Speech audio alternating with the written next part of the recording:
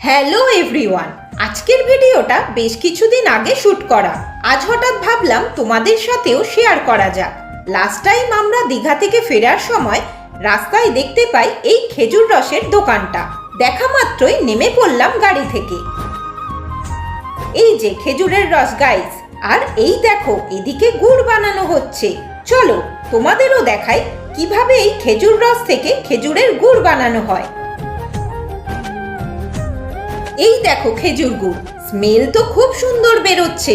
আমরা লাইভ দেখছি খেজুর গুড় হচ্ছে। এই দাদু খেজুর গুড় জাল দিচ্ছে।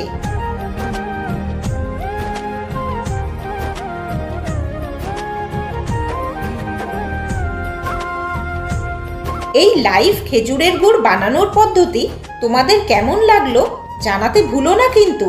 তো চলো আবার দেখা হবে পরের ভিডিওতে। টাটা।